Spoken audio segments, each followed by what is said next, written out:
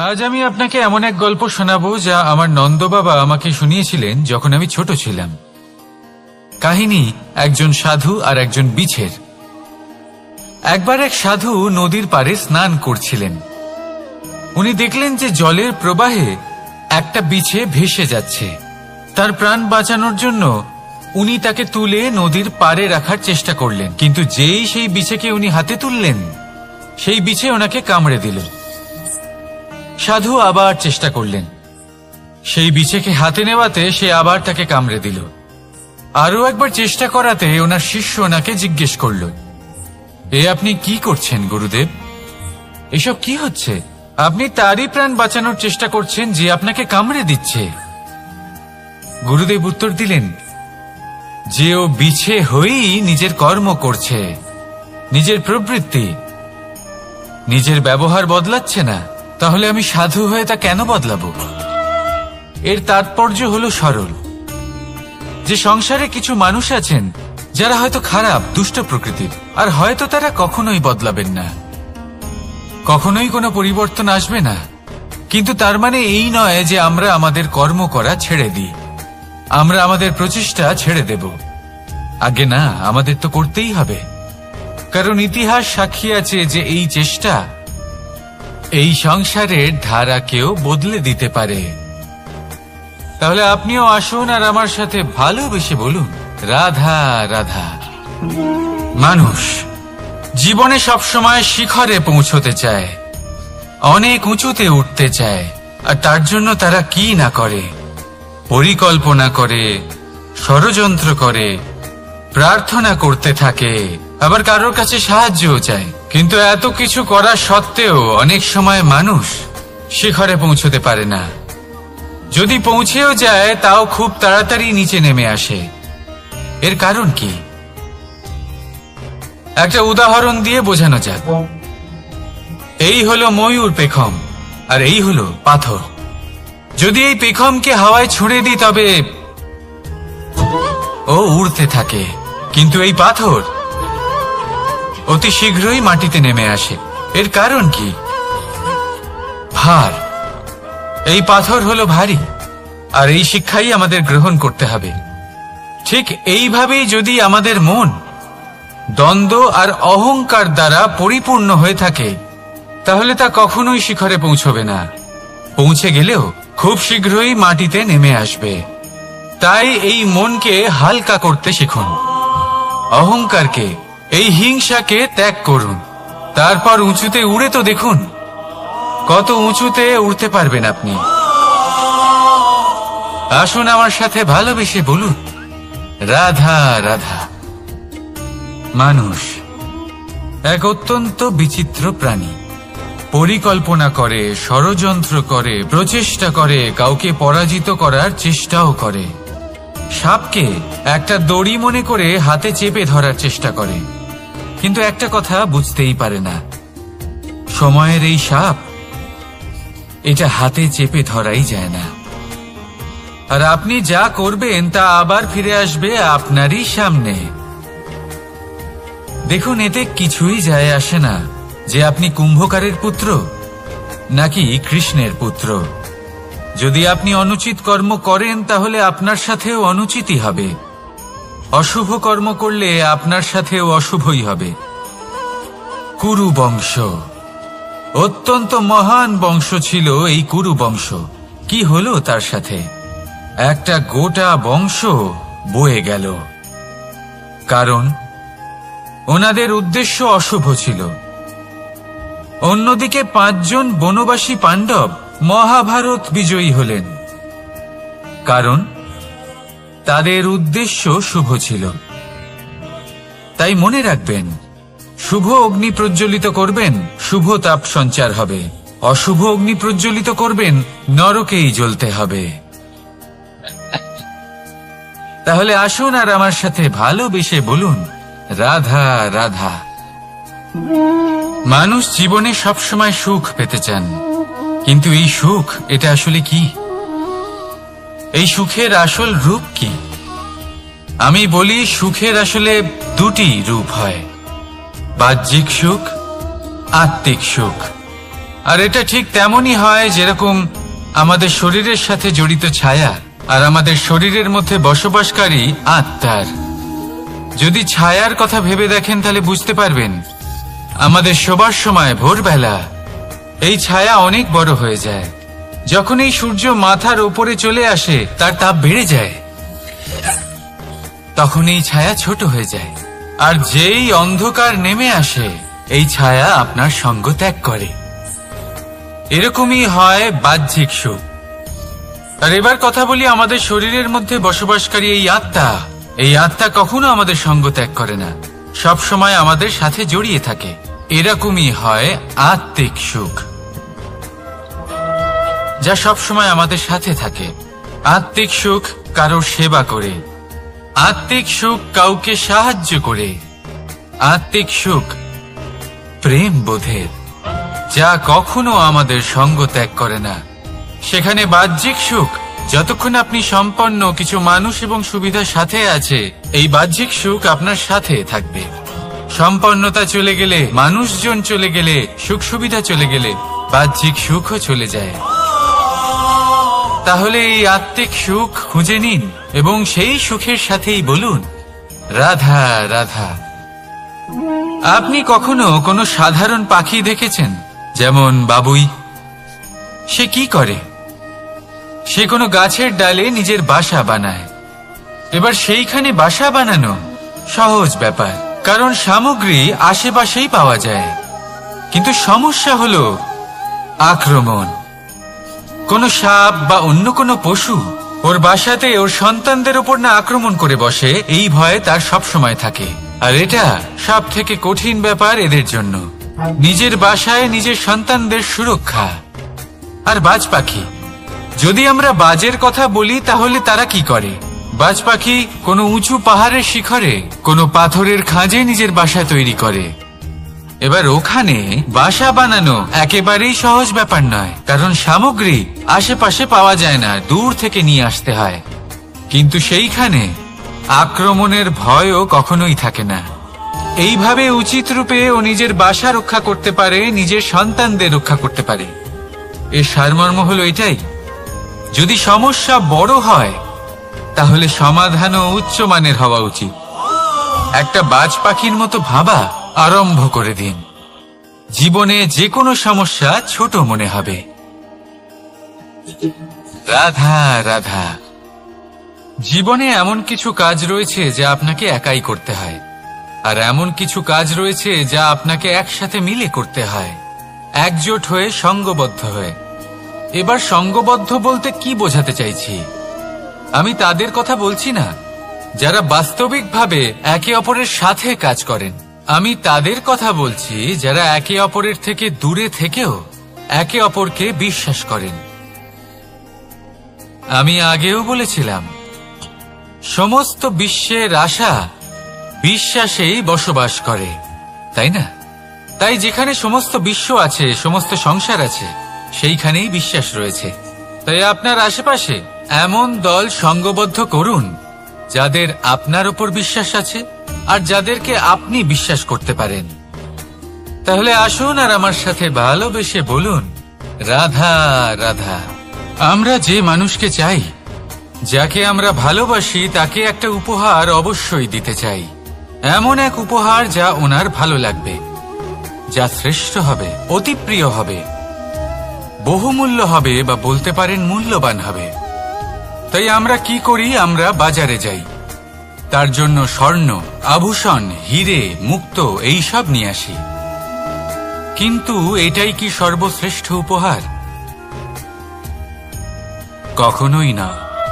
সর্বশ্রেষ্ঠ উপহার হলো স্বাধীনতা, তাকে নিজের মনের মতো বাঁচার স্বাধীনতা। যদি আপনি কাউকে স্বাধীনতা না দিতে পারেন, তাহলে সে কোথাও না কোথাও বন্দী হয়ে যায়, তার বিকাশ কোথাও না কোথাও আটকে যায়।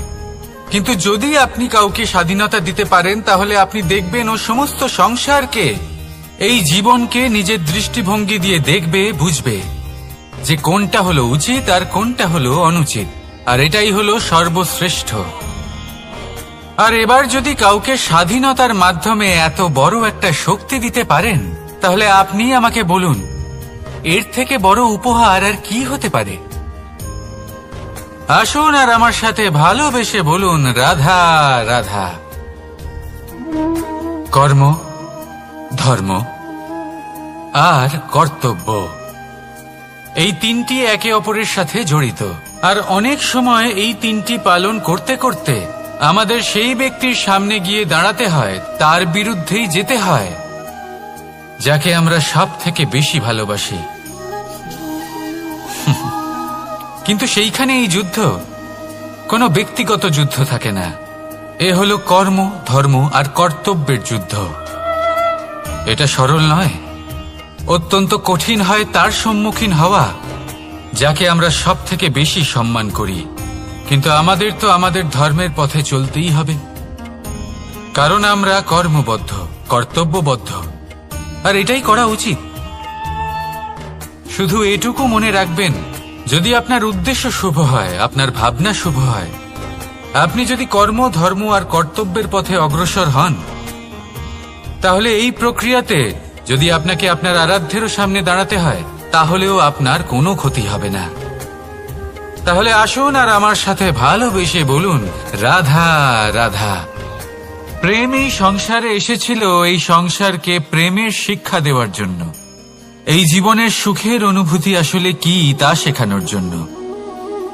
কিন্তু যদি সত্যি কথা বলি, তো আমি নিজেই প্রতিদিন প্রেমের নতুন নতুন স্বরূপ দেখতে পাই, প্রেমের একটা নতুন অনুভূতি প্রত্যেক নতুন দিনে।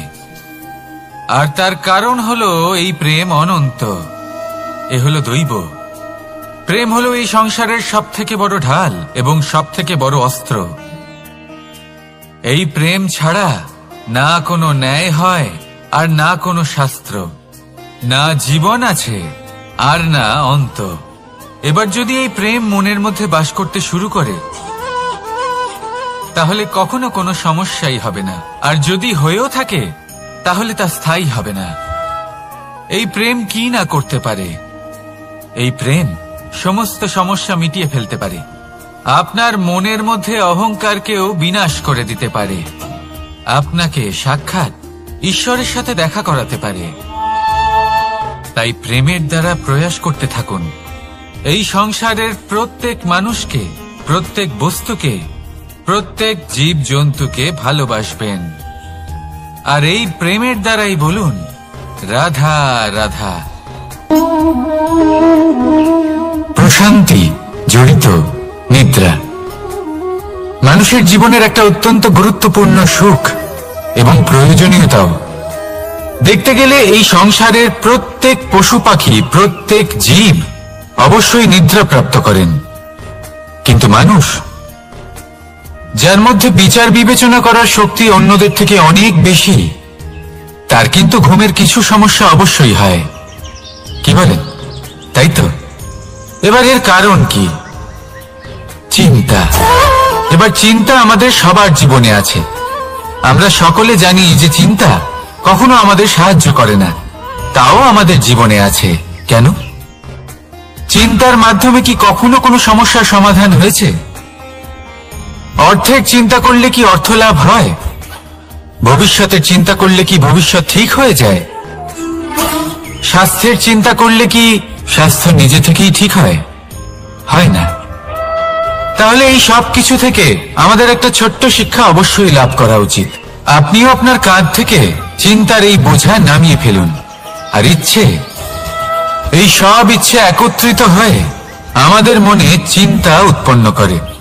তাই এই চিন্তাগুলিকে ত্যাগ করুন, প্রকৃতির প্রেমের উপর বিশ্বাস রাখুন। মনে রাখবেন, যিনি চিন্তা মুক্ত হবেন তিনি চিতা মুক্ত হবেন। সুখের নিদ্রা প্রাপ্ত করুন, আর নিদ্রায় যাবার আগে আমার সাথে ভালোবেসে বলুন, রাধা রাধা। মহাদেব সেই দেবতা যিনি মহান, যাকে দেবতাদের দেবতা বলা হয়, যিনি হলেন আমার আরাধ্য। কখনো আপনার মনে এই প্রশ্ন এসেছে যে শিবকেই কেন মহাদেব বলা হয়, অন্য কোনো দেবতাকে কেন বলা হয় না? সেই কারণ মহাদেবের মধ্যে, ওনার মধ্যে এমন এক বিশেষ গুণ রয়েছে যা অন্য কারণ নেই। তা হলো নিঃস্বার্থ হয়ে মানুষের সেবা করা। যদি প্রয়োজন পড়ে, যদি সৃষ্টির পথে বিনাশের কালো মেঘ ছেয়ে থাকে, তখন নিজের প্রাণের চিন্তা না করে হলাহল পান করার জন্য প্রস্তুত থাকেন মহাদেব। আর এই অদ্বিতীয় ত্যাগের জন্যই শিবকে মহাদেব বলে ডাকা হয়। এবার যদি কোনো মানুষও নিঃস্বার্থ ভাবনার দ্বারা নিজেকে অর্পণ করে দেয় এই জগতের কল্যাণের জন্য, মানুষের সেবার জন্য, তাহলে তিনিও মহাপুরুষ, মহামানব হতে পারেন। যদি কেউ অভুক্ত থাকেন, তাহলে নিজের থালা থেকে অর্ধেক খাবার তাকে দিয়ে দিন। যদি কেউ অসুস্থ হন, তাহলে তাকে সেবা করার, চিকিৎসা করার চেষ্টা করুন। এই জীবন শুধু নিজের জন্য নয়, অন্যদের প্রতি, সমস্ত সংসারের প্রতি উৎসর্গ করুন। যদি এইসব মানুষ শিখে যান, তাহলে তিনি মহাদেবের পথে অগ্রসর হতে পারেন। যদি মানুষ নিঃস্বার্থ ভাবনার দ্বারা এই সংসারের সেবা করতে শিখে যান, তাহলে তিনি নিশ্চিত রূপে মহামানব অবশ্যই হতে পারবেন। আসুন আমার সাথে ভালোবেসে বলুন, রাধা রাধা। স্বর্ণ, হিরে, মুক্ত, মানিক, এই সব কিছুকে আগে পাথর বলা হতো। তাহলে এমন কি হলো যে এদের রত্ন বলা হয়? আর রত্ন তা বাস্তবে আসলে কি? এটা হলো সেই পাথর যাকে আগে আগুনের তাপ সহ্য করতে হয়েছে, পরখ করা হয়েছে, যাচাই করা হয়েছে, এদের কাটার চেষ্টা করা হয়েছে, কিন্তু তারা কখনোই নষ্ট হয়নি, বরং তারা আরো উদ্ভাসিত হয়েছে, আরো উজ্জ্বল হয়েছে, এই সংসারে আরো প্রকাশ ছড়িয়ে দিয়েছে। সেই জন্য এরা হলো এত অমূল্য, সেই জন্য এরা হলো বহুমূল্য, সেই জন্য এদের রত্ন বলা হয়। এবার মানুষের কাছেও এই নির্বাচনের অধিকার রয়েছে যে আমরা শুধু পাথর হয়ে থাকব নাকি রত্ন হয়ে থাকব। কিভাবে? আমাদের জীবনেও অনেক সমস্যা রয়েছে, বাধা আছে, বিপত্তি আছে। আমরা সেই বাধার তাপে উত্তপ্ত হই, এই সমস্যা আমাদের কাটার চেষ্টা করে। অনেক মানুষ বিভিন্ন পরিস্থিতি আমাদের ভাঙার চেষ্টা করে, কিন্তু আমাদের নষ্ট হলে চলবে না। যেভাবে এই রত্ন সমস্যার সম্মুখীন হয়ে পাথর থেকে রত্ন হয়েছে, সেইভাবেই আমাদেরও আমাদের সমস্যার সম্মুখীন হয়ে রত্ন হয়ে উঠতে হবে, এই সংসারে প্রকাশের স্রোত হয়ে উঠতে হবে। তাহলে এটাই করুন আর আমার সাথে ভালোবেসে বলুন, রাধা রাধা। সংসারে সব থেকে বড় শক্তি আসলে কি? কেউ বলবেন শারীরিক শক্তি, কেউ বলবেন অস্ত্রের শক্তি, কেউ বলবেন জ্ঞানের শক্তি। ঠিক আছে, কিন্তু যদি আমি বলি সংসারের সব থেকে বড় শক্তি হলো শক্তি কোনো এক তথ্যের, আগে হ্যাঁ, তথ্য। এই তথ্য নিজেই কিন্তু খুব শক্তিশালী, অত্যন্ত শক্তিশালী অস্ত্র হলো এই তথ্য। আর সত্যি বলতে অনুচিত তথ্যের থেকে অনেক বেশি ঘাতক হলো অসম্পূর্ণ তথ্য। যেরকম আজ শাম্ব রুক্মির সাথে করেছে, ওকে অসম্পূর্ণ তথ্য দিয়েছে, তার ফলে বিনাশ হলো। যদি এইভাবেই আপনার কাছেও কোনো অসম্পূর্ণ তথ্য আসে, আর যদি আপনি তা পরখ না করে দেখেন, যাচাই না করে দেখেন, আর নিজের কর্ম করেন, তাহলে উত্থানের বদলে আপনি পতনের সম্মুখীন হবেন, বিকাশের বদলে আপনার বিনাশ হয়ে যাবে। মনে রাখবেন একটা অত্যন্ত গুরুত্বপূর্ণ কথা, সঠিক তথ্য পাওয়া সঠিক তথ্য দেওয়ার থেকে অনেক বেশি গুরুত্বপূর্ণ। আশা করি এই কথা আপনি বুঝেছেন। জীবনে যখনই কোনো তথ্য আপনি পাবেন, সেই বিষয়ে ভেবে দেখুন, পরখ করে দেখুন, যাচাই করুন, তারপর নিজের কর্ম করুন। আর আমার সাথে ভালোবেসে বলুন, রাধা রাধা। ধর্ম এবং প্রেম, এই দুই হলো একই মুদ্রার দুই পিঠ। যদি এদের মধ্যে কোনোটা নষ্ট হয়ে যায়, তাহলে দ্বিতীয়টাও থাকে না। কখনো ভেবেছেন এমন কেন হয়? তার জন্য আগে আপনাকে বুঝতে হবে যে ধর্ম আসলে কি। ধর্ম সেটাই যা এই সংসারের প্রত্যেক মানুষকে একে অপরের সাথে সুখ এবং শান্তিতে থাকতে প্রেরণা যোগায়। এই প্রেরণার আধার হলো প্রেম। প্রেম সেটাই যা আপনার মধ্যে অন্য কারোর প্রতি করুণাবোধ জাগিয়ে তোলে, সম্মান জাগিয়ে তোলে। এবার যদি প্রেম চলে যায় তাহলে সবার আগে বিনাশ হবে সম্মান আর করুণাবোধের। এবার যেখানে না প্রেম রয়েছে, না সম্মান রয়েছে, না করুণা রয়েছে, সেখানে ধর্ম কিভাবে বাস করবে? অশুভ ইচ্ছে জাগ্রত হয়ে ওঠে, ক্রোধ জাগ্রত হয়ে ওঠে, অহংকার জাগ্রত হয়ে ওঠে, আর তারপর আরম্ভ হয় অধর্মের। তাই যা যা ভাবনা আপনার অন্তরে প্রবেশ করছে করতে দিন, কিন্তু যাই হোক না কেন এই প্রেমকে নিজের থেকে দূরে যেতে দেবেন না। এই প্রেমকে চিরকাল নিজের কাছে রাখুন, নিজের হৃদয়। আর এই প্রেম ভাব নিয়ে বলুন, রাধা রাধা। মানুষের জীবনে উন্নতি লাভ করার জন্য 3টি স্তম্ভের প্রয়োজন হয়। প্রথম স্তম্ভ শিক্ষা। এই শিক্ষা আমাদের জ্ঞান প্রদান করে। দ্বিতীয় স্তম্ভ ব্যবসা, যার দ্বারা আমরা ধন উপার্জন করি। তৃতীয় স্তম্ভ হলো আমাদের ঈশ্বর, আমাদের ইষ্ট। এনার সাথে যদি আমরা জুড়ে থাকতে পারি তাহলে এমন একটা মানসিক বল আপনি লাভ করবেন যেটা এই সংসারে আর কোথাও পাওয়া সম্ভব নয়। কিন্তু মানুষ অনেক সময় জীবনে এই 3টি স্তম্ভ লাভ করা সত্ত্বেও সামনে অগ্রসর হতে পারেন না। তখনও জীবনে কঠিন পরিস্থিতি আসতেই থাকে। এমনটা ঠিক কেন হয়? কারণ সে জীবনে এই 3টি স্তম্ভ লাভ করে নেয়, জীবনে প্রয়োগও করে, কিন্তু তার ভিতের কথা সে ভুলেই যায়।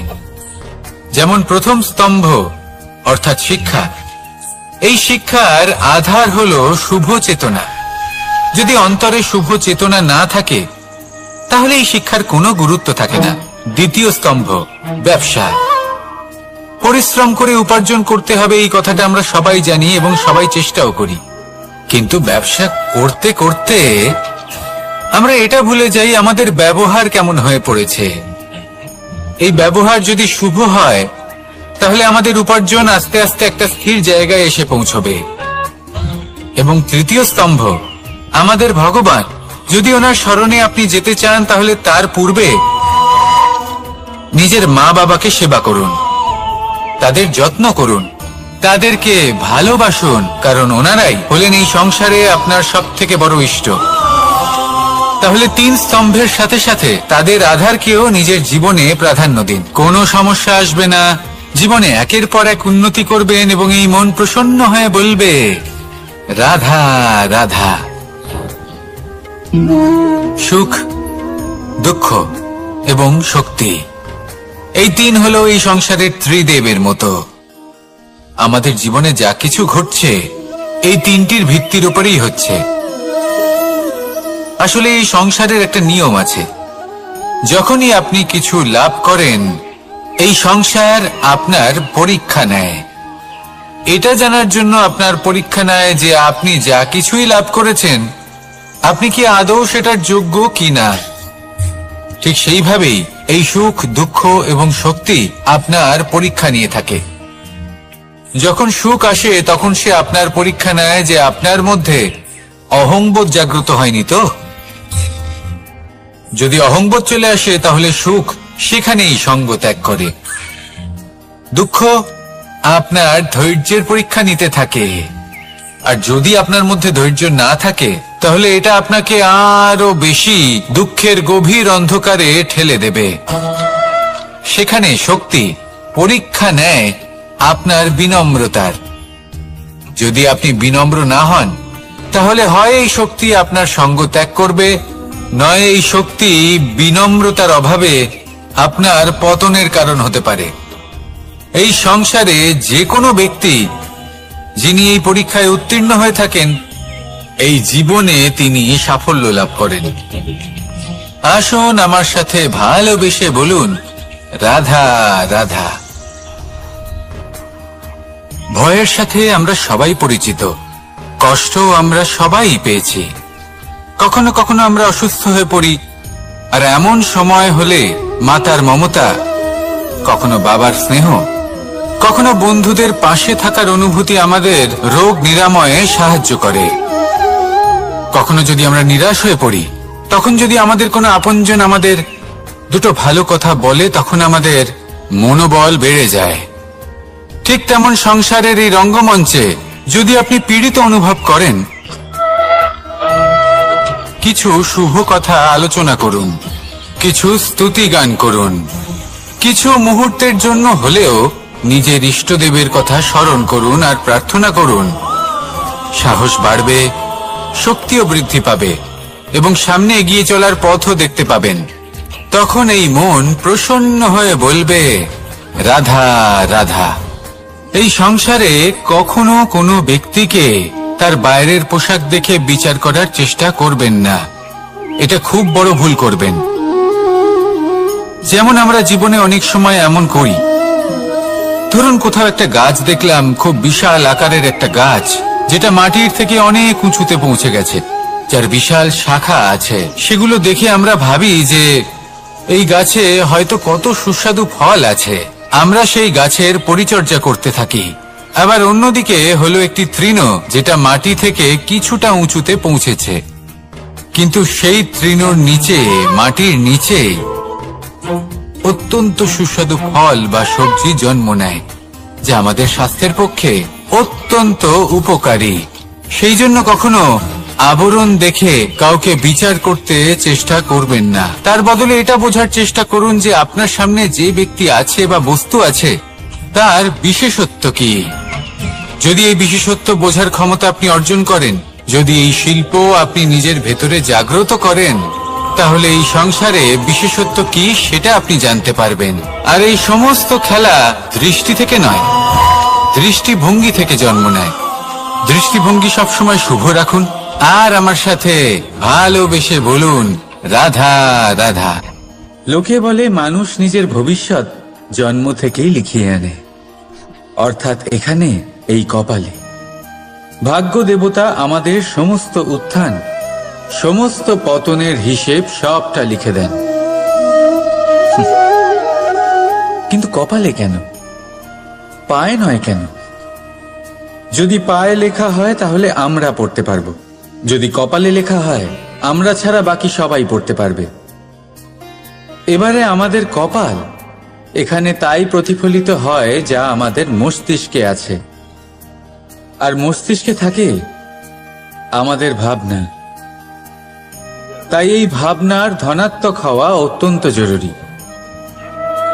এতে বিকাশের জন্য স্থান রাখুন, এতে সবাইকে একসাথে নিয়ে চলার ভাবনা রাখুন, আর বিশ্বাস করুন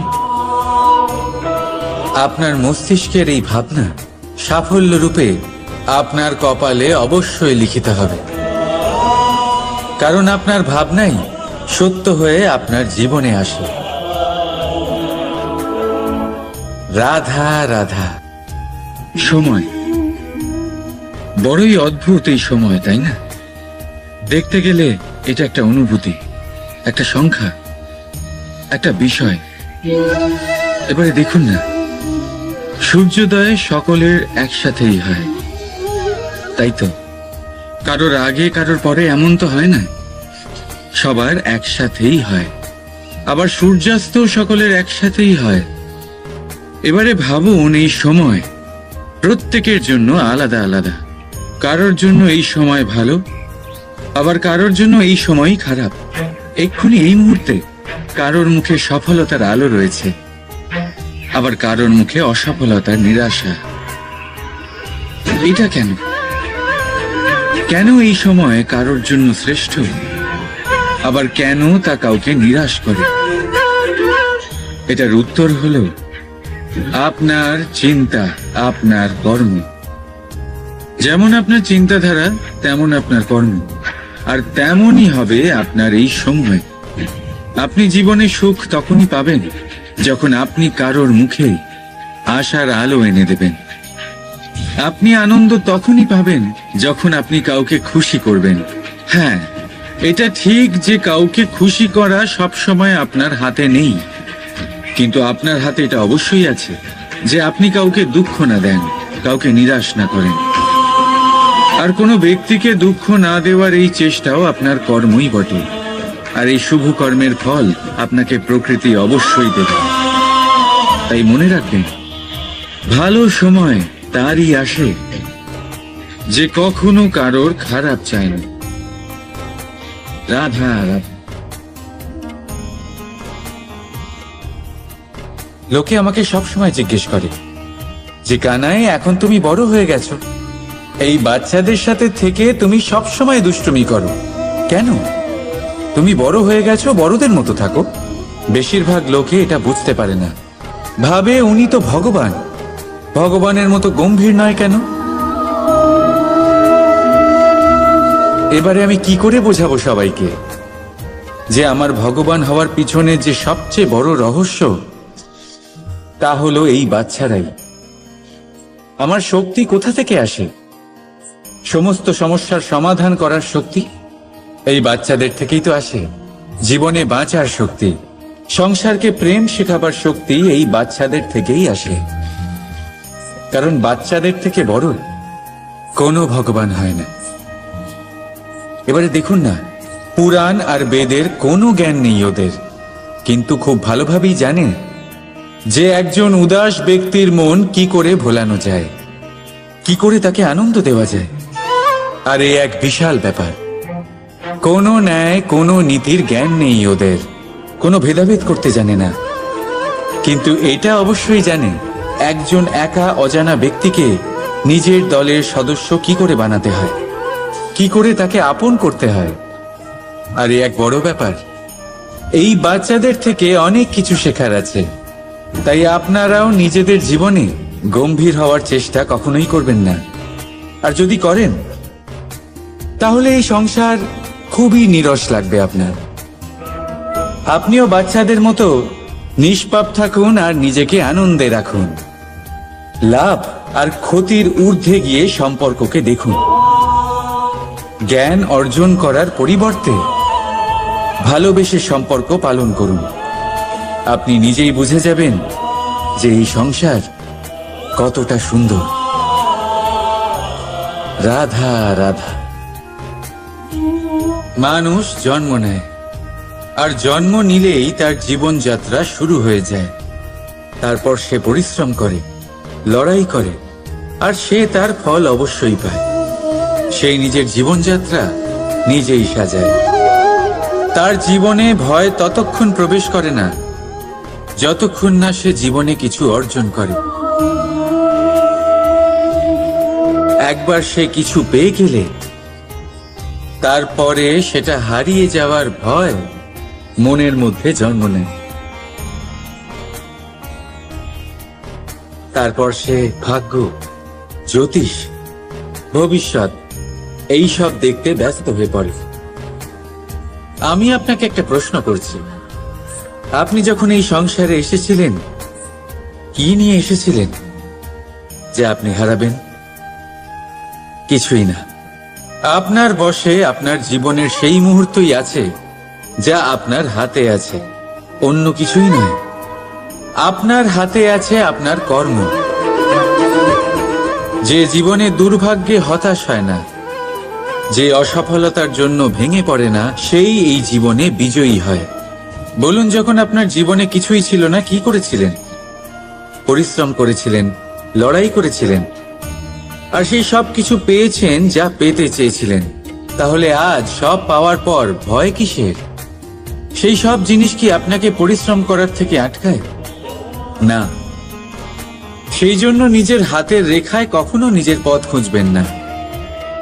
কারণ এই সংসারে যাদের হাতই নেই তারাও নিশ্চিতভাবে তাদের নিজের পথ নিজেই বানিয়ে নেয়। তাহলে আপনার কি নিয়ে চিন্তা? রাধা রাধা।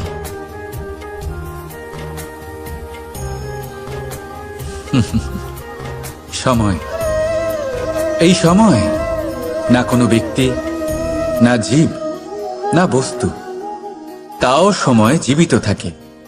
এই সময়ে না জল, না অগ্নি, আর না বায়ু, কিন্তু তাও আমাদের জীবনের আধার। এই সময় দেখতে গেলে মানুষ এই সময়ের হাতের খেলনা।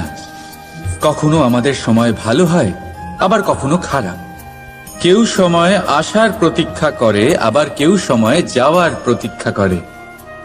কিন্তু এই সময় কারোর হাতে ধরা দেয় না। এই সময় যা কেউ দেখতে পায় না, এটা সবাইকে সবকিছু দেখিয়ে যায়, দেখিয়ে যায় যে আপনকে আর পরকে, আমাদের শুভাকাঙ্ক্ষীকে আর ক্ষতিকে চায়, আমাদের মিত্রকে আর আমাদের শত্রুকে। এই সময় আপনাকে দেখায় যে আপনি কতটা শক্তিশালী, সেই সময় আপনাকে দেখিয়ে যাবে আপনি কতটা দুর্বল। এই সময় সব কিছু দেখিয়ে যায়। তাই এই সময় যা এতটা শক্তিশালী তা আমরা নষ্ট কেন করি ভেবে দেখুন। এবারে উঠুন আর এই সময়ের সম্পূর্ণ ব্যবহার করুন, এই সময়ের সদ্ব্যবহার করুন, কারণ এই সময়কে ব্যবহার করাটাই আপনার হাতে রয়েছে, আর কিচ্ছু না। আর এই সময় একবার বয়ে গেলে তখন যাই করুন না কেন কখনো ফেরত আসবে না। সময়ের সদ্ব্যবহার করুন আর সবার মধ্যে আনন্দ ছড়ান। আর আসুন আমার সাথে ভালোবেসে বলুন, রাধা রাধা। আমরা সবাই জীবনে সফল হতে চাই, তাই না?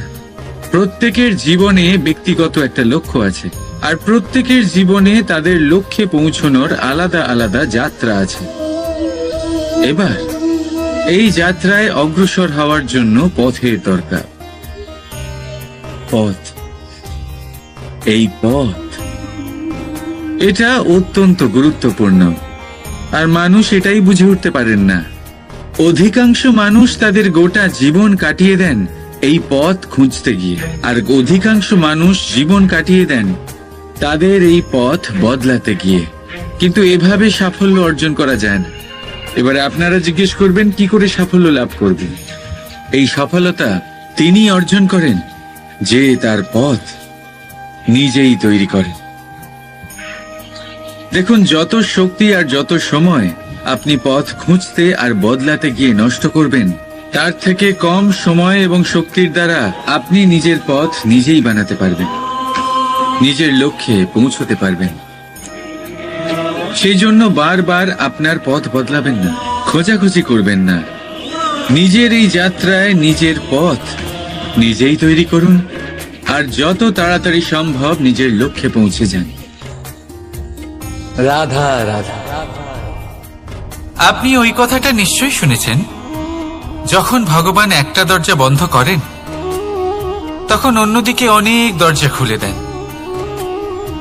এবার এই দরজা, এই সমস্ত পথ আমরা দেখতে পাই না, অনেক সময় আমরা বুঝতে পারি না, হারিয়ে যায় সব।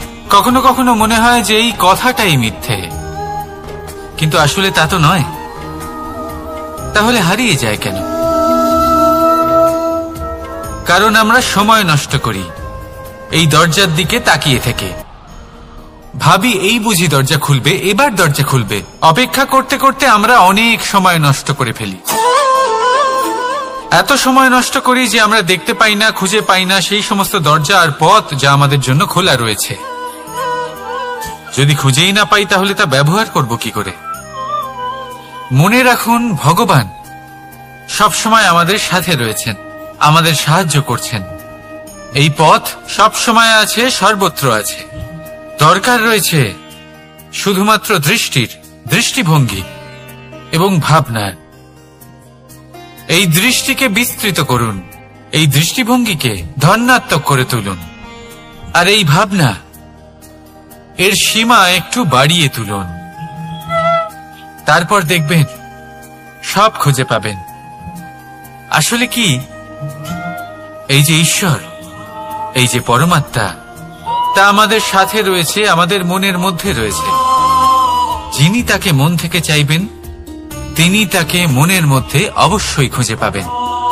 যদি উনি মন থেকে চান পথ খুঁজে পেতে, তাহলে তিনি অবশ্যই পথ খুঁজে পাবেন।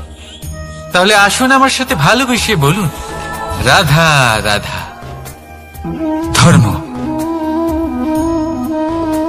আমরা সকলে ধর্মের বিষয়ে কথা বলি, কখনো নিজের ধর্মের বিষয় আর কখনো অন্যের ধর্মের বিষয়।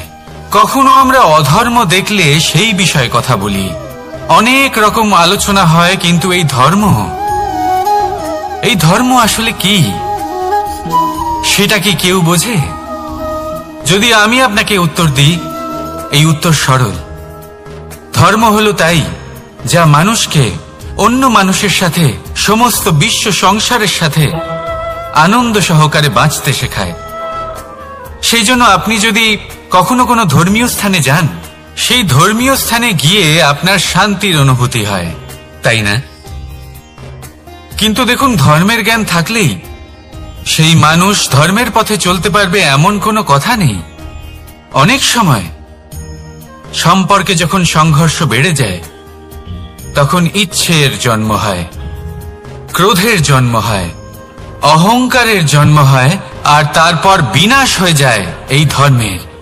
সেই জন্য দ্বিতীয় সবথেকে গুরুত্বপূর্ণ গুণ যা আমার সারথীর মধ্যে থাকা উচিত, তা হলো ধর্মবীর হওয়া।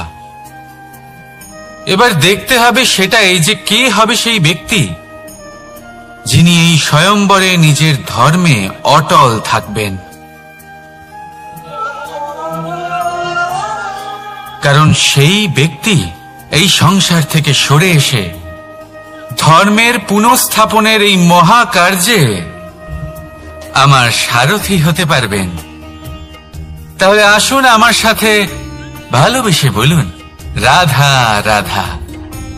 কর্ম, ধর্ম, জ্ঞান, এই 3 স্তরে অনেক মানুষ পৌঁছতে পারেন। অনেকে এই পরীক্ষা দিয়ে তাতে উত্তীর্ণ হয়ে যেতে পারেন, কিন্তু শিখরে পৌঁছে শাসন তিনিই করতে পারেন যার কাছে এই চতুর্থ গুণটিও থাকে, সমর্পণ। অত্যন্ত গুরুত্বপূর্ণ একটা গুণ এটা। এই সমর্পণ আসলে অত্যন্ত গুরুত্বপূর্ণ। পূর্ণ সমর্পণ দরকার নিজের লক্ষ্যের প্রতি, সমর্পণ নিজের কর্তব্যের প্রতি, সমর্পণ নিজের আত্মার থেকে নির্গত স্বরের প্রতি, সমর্পণ নিজের রথীর প্রতি, অর্থাৎ আমার প্রতি। এবার এই পরীক্ষায় অত্যন্ত কঠিন এক বাঁক আসতে চলেছে, যেখানে সারথীকে সমর্পণের নিরিখে পরীক্ষা করা হবে, আর তাতে উত্তীর্ণ হওয়ার পরেই তার হাতে ধর্ম স্থাপনের রথের রাশ তুলে দেওয়া হবে। দেখা যাক কি হয়। ততক্ষণ আপনি প্রসন্ন থাকুন আর আমার সাথে ভালোবেসে বলুন, রাধা রাধা। যখন একজন ভক্ত এবং তার ভগবান এক আকার ধারণ করেন, যখন একজন ভক্ত নিজের ভগবানের প্রতি, নিজের জীবনের লক্ষ্যের প্রতি সম্পূর্ণরূপে সমর্পিত হয়ে যান, তখন জন্মগ্রহণ করে ভক্তি। আর তখন সংসারের সমস্ত আশা তিনি ত্যাগ করতে পারেন। সমস্ত আশা শেষ হতে পারে, কিন্তু মানুষের সঙ্গ ভক্তি কখনো ত্যাগ করে না। যখন ভক্ত ও ভগবান এক আকার ধারণ করেন, এক হয়ে যান, তখন রথী এবং সারথীর মধ্যে কোনো পার্থক্য থাকে না। তারাও এক হয়ে যান। একটাই ব্যক্তিত্ব, একটাই অস্তিত্ব। আর সেই জন্যই কখনো কখনো রথীর আদেশ ছাড়াই সারথী রথ চালিয়ে দেন, আবার কখনো সারথীর পরামর্শ ছাড়াই রথী আক্রমণ করে ফেলেন। এ তো শুধুমাত্র আরও একটা গুণ সেই সারথীর মধ্যে যিনি ধর্ম স্থাপনার মহান কাজে আমার সারথী হতে চলেছেন। তাহলে আসুন আমার সাথে ভালোবেসে বলুন, রাধা রাধা। ভাগ করে নেওয়া বা বন্টন করা প্রত্যেক মানুষের জীবনে অবশ্যই হয়ে থাকে, আর অনেক সময় এটা জীবনে অতি আবশ্যক হয়ে পড়ে। কিন্তু ভাগ করার মনোকামনা তার থেকেও বেশি গুরুত্বপূর্ণ হলো যে কোন ঘটনার আধারে এই বাটোয়ারা হলো। অনেক সময় এই বাটোয়ারা হলো শান্তির প্রতীক, আবার অনেক সময় এই বাটোয়ারা বিপ্লব ঘটাতে পারে, এমন এক বিপ্লব যা মহাযুদ্ধ ঘটিয়ে দিতে পারে।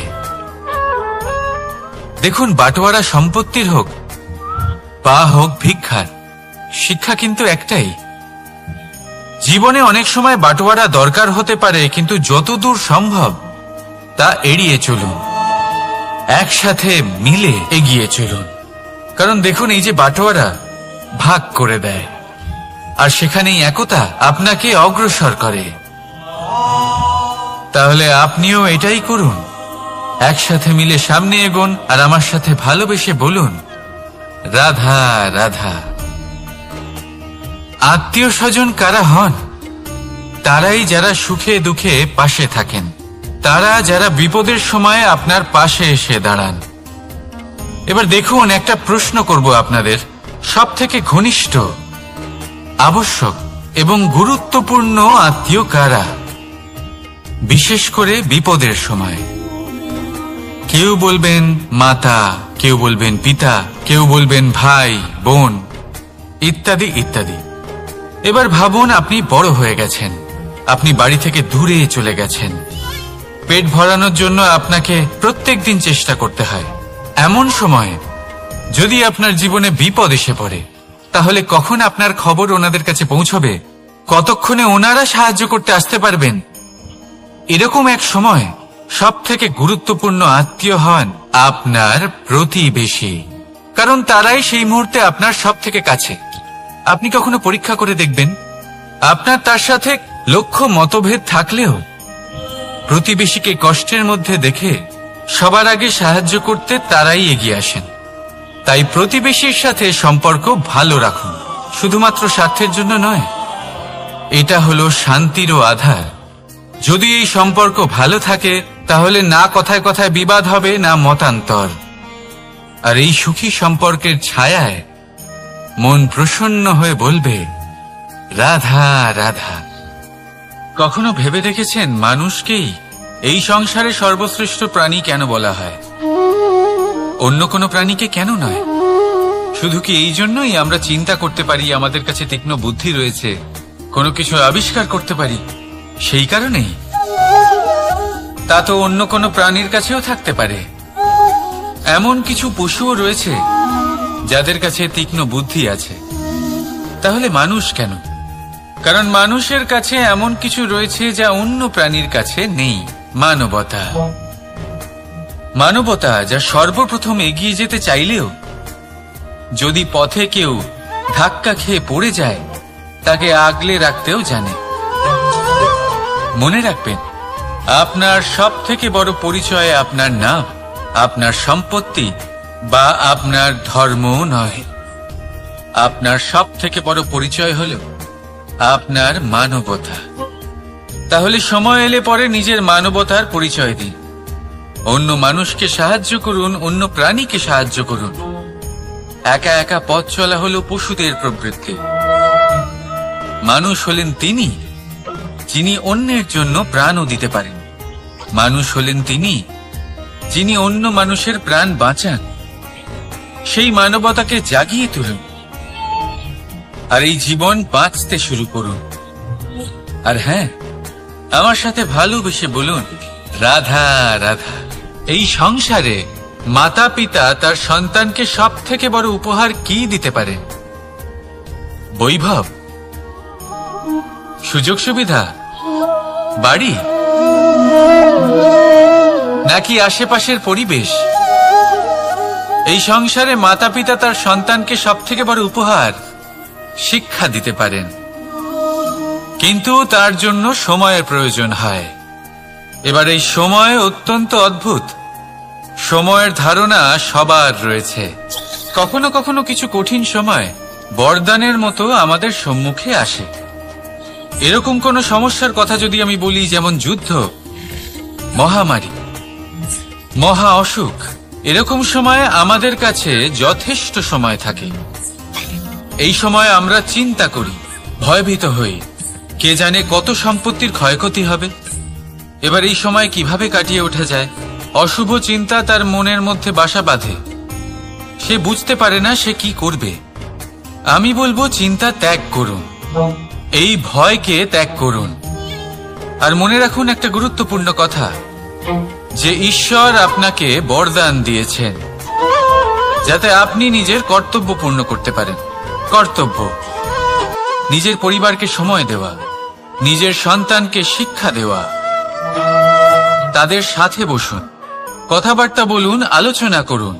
কিছু কথা তারা বলবে, কিছু আপনি বলবেন, কিছু আপনি শিখবেন, কিছু তারা শিখবে। তাদের সাথে খেলা করুন, তাদের সাথে পূর্বপুরুষের গল্প করুন। এইসব করলে তাতে না শুধু তাদের ভবিষ্যৎ উজ্জ্বল হবে, বরং আপনিও সন্তুষ্টি পাবেন। ভয়ভীত হবেন না। আজ বর্তমানে আপনি কি করতে পারেন যাতে আপনার বর্তমান সঠিক হবে এবং ভবিষ্যৎ উজ্জ্বল হবে, তাতে একাগ্র হন। সবকিছু শুভ হবে। রাধা রাধা। দাদা আমাকে সব সময় জিজ্ঞাসা করেন যে কানাই, তোমার এই মুখের হাসি, তোমার মুখে সব সময় কেন থাকে, কিভাবে থাকে? সামনে শত্রুপক্ষকে দেখেও ধৈর্য হারাও না, কেউ তোমার নিন্দে করলেও তার সাথে ঝগড়া করো না, কেউ তোমার বিষয় খারাপ ভাবলেও তাকে ঘৃণা করো না। কিভাবে আর কেন করো? আপনার মনেও নিশ্চয়ই এই প্রশ্ন আসে। এবারে বলি, এর উত্তর অত্যন্ত সরল। কখনো দেখেছেন গরু আর তার বাচ্চাকে কিভাবে সে তার মায়ের দুগ্ধ পান করে? সুখে থাকে, কারণ ও জানে যে ওর মা এই দুগ্ধরূপী অমৃত ওকে খাওয়াতেই থাকবে। ও জানে যে এই সময় শুধু ওর জন্য, যাতে ও নিজের মায়ের এই দুগ্ধরূপী প্রসাদ গ্রহণ করতে পারে, আর সেই জন্য ও সুখে থাকে। সেইভাবেই এই জীবন হলো ভালোবাসা। এতই ছোট হলো এই জীবন যে ভালোবাসার জন্য কম পড়ে যায়। ঘৃণা করে কেন সময় নষ্ট করব? আমি এটাই করি, আপনিও এটাই করুন। ভালোবাসুন, সবার মধ্যে ভালোবাসা ছড়ান, আর এই ভালোবাসার সাথেই বলুন রাধা রাধা। পরীক্ষা এমন একটা শব্দ যেটা শুনে সংসারের বেশিরভাগ মানুষই ভয়ভীত হয়ে পড়েন। কারণটা কি? অসফলতার ভয়। পরীক্ষা এই শব্দের যদি আমি অন্য দিকটা দেখাই, তার তাৎপর্য এই নয় যে আপনার দুর্বলতা সবার সামনে তুলে ধরবে। এটা তো হলো সেই যুক্তি যা আপনার বল, সাহস, শক্তিগুলি সবার সম্মুখে তুলে ধরবে। আগে হ্যাঁ, এটাই হলো সেই যুক্তি। আপনি নিজেই কখনো দেখবেন পরীক্ষার সময় আপনার অন্তরের অনেক গুণ বাইরে বেরিয়ে আসে। এমন কোন শক্তির উদ্ভব হয় যার বিষয়ে আপনি নিজেও জানতেন না, ঠিক কিনা? তাই এই পরীক্ষাকে কখনো ভয় পাবেন না। বিশ্বাসের সাথে নির্ভীক হয়ে এটার সম্মুখীন হন। দিনের শেষে এই পরীক্ষা শুধুই আপনাকে উজ্জ্বল করবে, আপনাকে আরো শ্রেষ্ঠ করে তুলবে।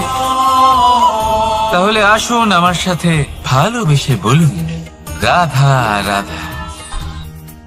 ভগবান আর ভুল, এই দুই একই অক্ষর দিয়ে শুরু হয়। শুধু তাই নয়, এদের দুজনের রাশিও সমান। এবারে আপনারা বলবেন যে ভগবান, ভুল, এদের মধ্যে কিভাবে মিল থাকতে পারে? অনেক বড় মিল আছে। না শুধু এ এক অক্ষর দিয়ে শুরু হয়, বরং এদের বিজয় মন্ত্রটাও এক।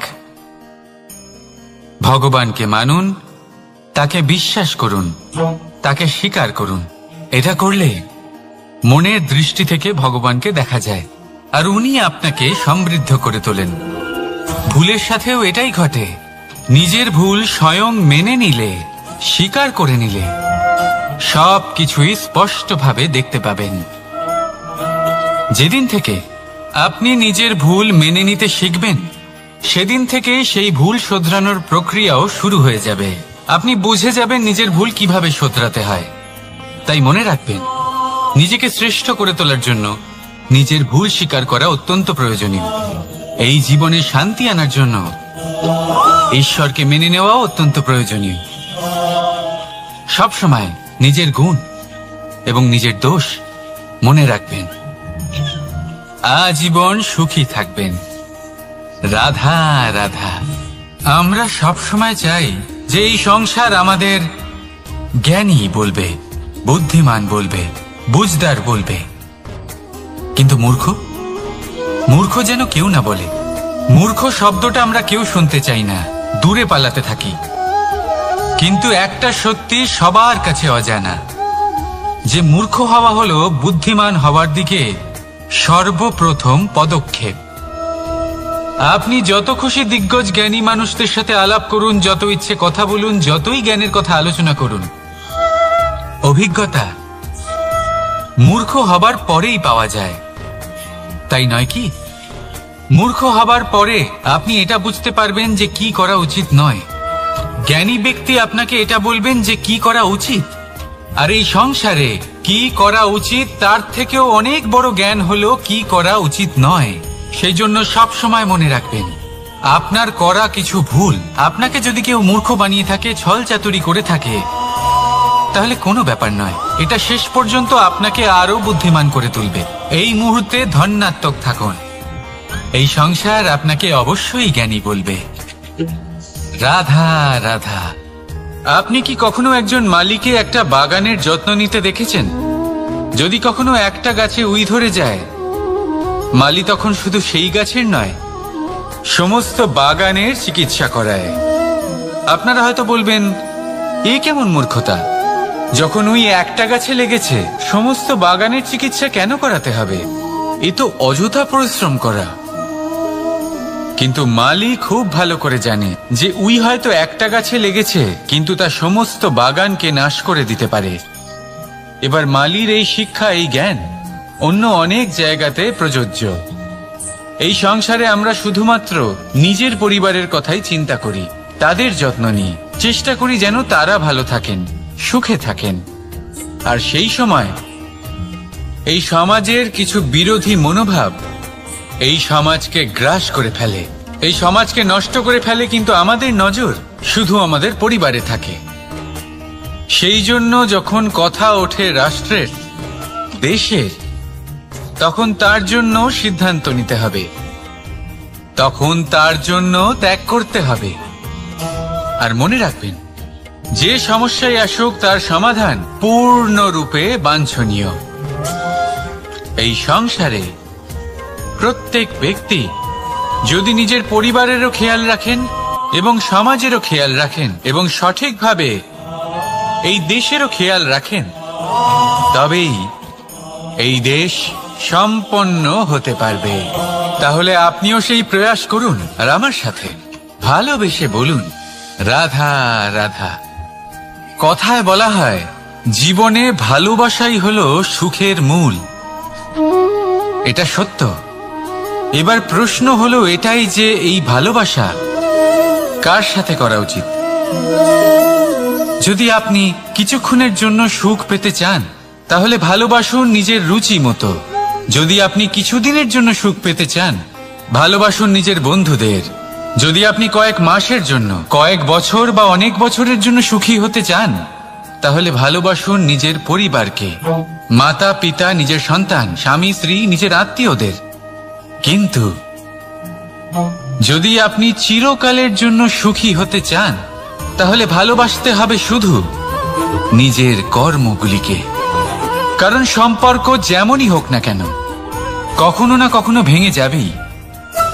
এই সংসার হলো এমনই যে যাদের সঙ্গ আমরা পাই, তাদের সঙ্গ একদিন ত্যাগ করতে হয়। শুধু কর্মই হলো এমন এক সঙ্গ যা কখনো আপনাকে ত্যাগ করবে না। আপনার মৃত্যুর পরেও এই কর্ম আপনাকে বাঁচিয়ে রাখবে। তাই সবসময় মনে রাখবেন, এই কর্ম ধর্ম মনে করে পালন করা উচিত। জীবনের শেষ মুহূর্ত পর্যন্ত কর্মকে ভালোবাসুন, জীবনের শেষ মুহূর্ত পর্যন্ত সুখে থাকবেন। আর আমি তো সবসময় বলি, শুধু কর্ম করতে থাকো, ফলের চিন্তা করো না। তাহলে আসুন আর আমার সাথে ভালোবেসে বলুন, রাধা রাধা। দ্বিধাবোধ। অনেক সময় আমরা জীবনে সেই বাঁকে এসে পৌঁছই যেখানে আমরা বুঝতেই পারি না যে এবার কোন দিক নির্বাচন করা উচিত। কখনো এদিকে যাওয়া উচিত মনে হয়, কখনো ওদিকে যাওয়া উচিত মনে হয়, কখনো দুদিকেই যাওয়া প্রয়োজনীয় বলে মনে হয়, কিন্তু তা তো সম্ভব নয়। কখনো কখনো এটা মনে হয় যে এখানেই থেমে যাওয়া ভালো, কোথাও না যাওয়াই শ্রেয়। এবার একেই তো দ্বিধাবোধ বলে। সংসারে এমন কোনো দ্বিধা নেই যার সমাধান সম্ভব নয়। এই দ্বিধাবোধ স্বাভাবিক। আর আপনার এই দ্বিধাকে আমি একটু সরল করে দিই। দ্বিধাগ্রস্ত হয়ে নির্বাচন করলে তখন এটা মাথায় নিয়ে করবেন যে আপনার এই নির্বাচনের ফলে এই সংসারের ওপর, এই সমাজের ওপর কি প্রভাব পড়তে পারে। নিজের লাভ ক্ষতির বিষয়ে ভাবা ছেড়ে দিন আর কর্ম করুন সংসারের মঙ্গলের জন্য, আগামী প্রজন্মের মঙ্গলের জন্য। ভাবুন আপনার এই নির্বাচনের জন্য কিভাবে তাদের জীবনের উদ্ধার সম্ভব। কারণ এই ভাবনাই হলো উচিত ভাবনা। কারণ অনেক সময় ওষুধ একটু কড়া মনে হতেই পারে, কিন্তু এই ওষুধই তো রোগ মুক্তি ঘটায়। সেইভাবে আপনাকেও এই দ্বিধার মুহূর্তে কঠিন নির্বাচন করতে হতে পারে। এই কঠিন নির্বাচন জীবনে কঠিন পরিস্থিতিও আনতে পারে, কিন্তু যদি এই নির্বাচন ধর্মসঙ্গত হয়, যদি এর দ্বারা সংসারের মঙ্গল হয়, তাহলে এই নির্বাচনই হলো সঠিক নির্বাচন।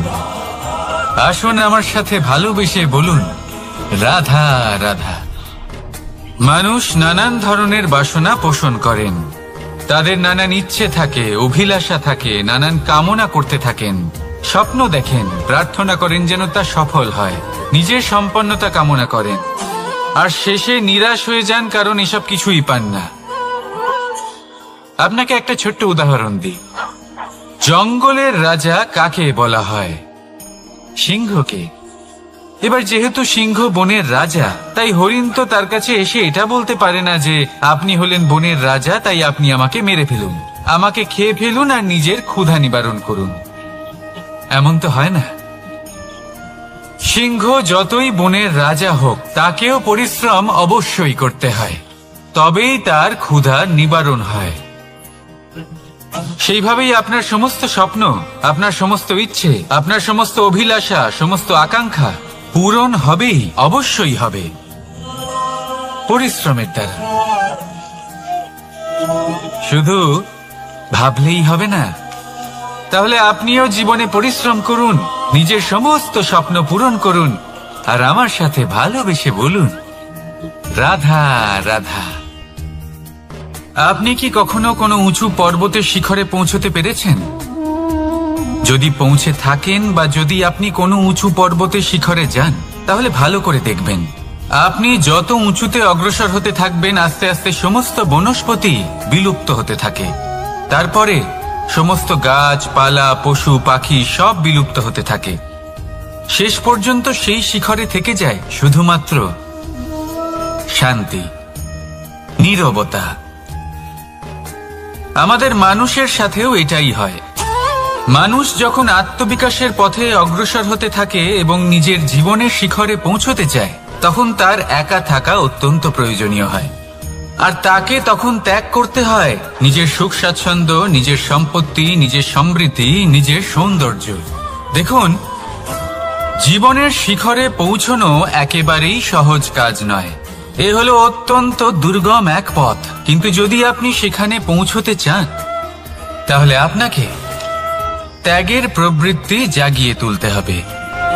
ত্যাগ কি সেটা জানতে হবে, কারণ ত্যাগের ফলেই মনে শান্তি আসে, আর সেই শান্তির ফলে মনে উৎপন্ন হয় প্রেম। আর এই প্রেমই হলো জীবনের অন্তিম লক্ষ্য। তাহলে আসুন আমার সাথে ভালোবেসে বলুন, রাধা রাধা। মানুষ বলেন প্রেমে অনেক শক্তি আছে, আর এটা সত্যিও বটে। প্রেমে এতটাই শক্তি থাকে যে শত্রুতার বড় বড় স্তম্ভকেও এত সহজে ফেলে দিতে পারে। কিন্তু আপনি দেখে থাকবেন, যারা অধিক শক্তিশালী হন তারা দুই ধার সম্পন্ন তরোয়ালের মতো হন। কারণ এই প্রেম যদি আচরণে থাকে, মনে থাকে, বিচার বুদ্ধিতে থাকে, তাহলে তা শুভ হয়। এই প্রেম সৃজন করে।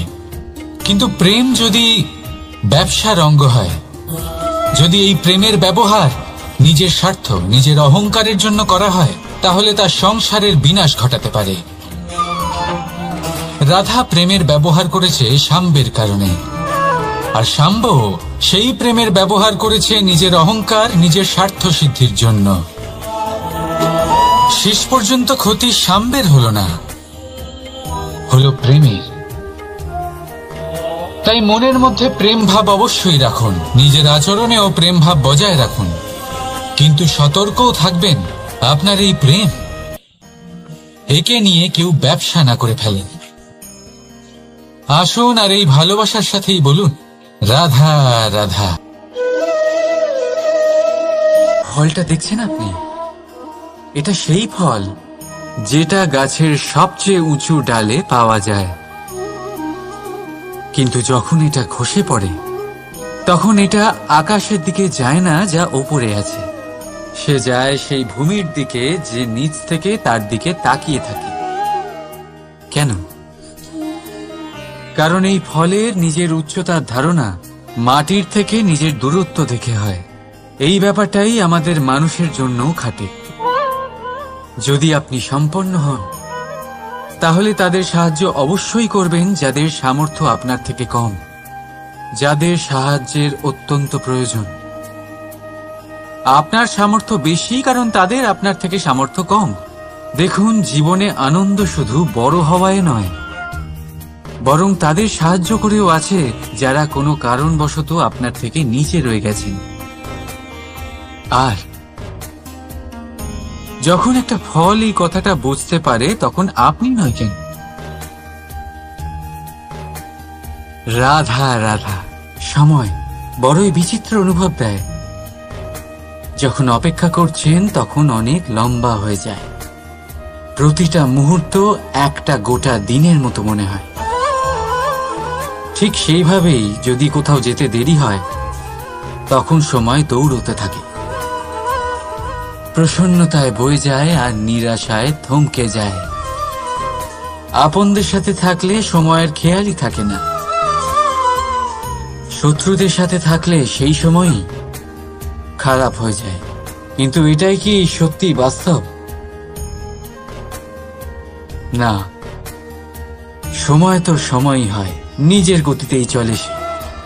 শুধু সেই গতির আভাস আমাদের মানসিক অবস্থা অনুযায়ী বদলে যেতে থাকে। তাই এই সমস্যা সময়ের নয়, আমাদের মানসিকতা। তাই নিজেকে খুশি রাখুন, অন্যদেরও খুশি রাখুন। আগের সমস্ত ঘটনা ভুলে যান আর একটা উজ্জ্বল ভবিষ্যতের দিকে অগ্রসর হন। সময় সবসময় ভালোই লাগবে। প্রেম করুন সবার সাথে, সময় সবসময় সুখেই কাটবে। রাধা রাধা। অগ্নি জীবনে খুব মহত্বপূর্ণ হয়। এই অগ্নি উজ্জ্বলতা হয়ে আমাদের জীবিত রাখে। কিন্তু ভাবুন, যদি এই উজ্জ্বলতা ক্রোধের অগ্নি হয়ে দিকভ্রষ্ট হয় তাহলে কি হবে? একটা ছোট পাতা দিয়ে শুরু করে গোটা বনকে ছারখার করে দিতে পারে। ঠিক সেরকমই মানুষের ক্রোধের আগুনও অন্যদের তো ভস্ম করেই, কিন্তু তার পূর্বে স্বয়ং নিজেকেই ভস্ম করে দেয়। তাহলে কি করা যায়? কি করে নিয়ন্ত্রণ করা যায় তাকে? উত্তর হলো তাতে জল ঢেলে দিয়ে, জলের মতো বইতে দিনে কি। ঠিক সেইভাবে যেমন সূর্য নিজের অগ্নিকে তেজ বানিয়ে আপনার কাছে পৌঁছে দেয়।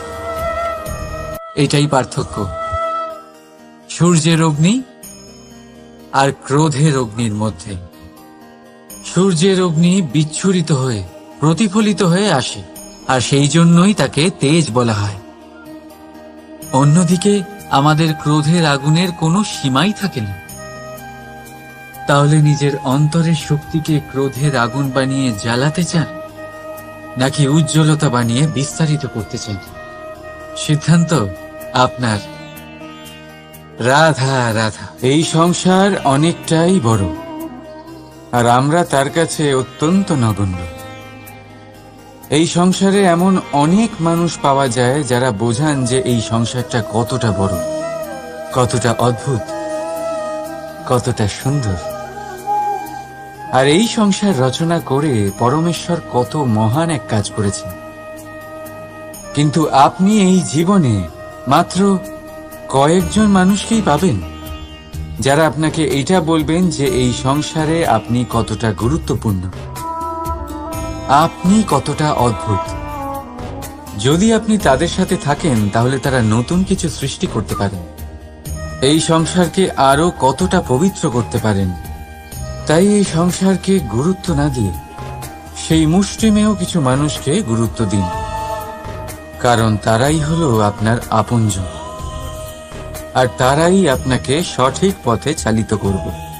মানুষকে তো বর্ষার স্রোতও বয়ে নিয়ে যেতে পারে, তাকে সাগরও ডুবিয়ে দিতে পারে, কিন্তু গঙ্গা জল সবচেয়ে বেশি শুদ্ধ, কারণ তার কয়েক ফোঁটা মানুষকে মুক্ত করে দেয়।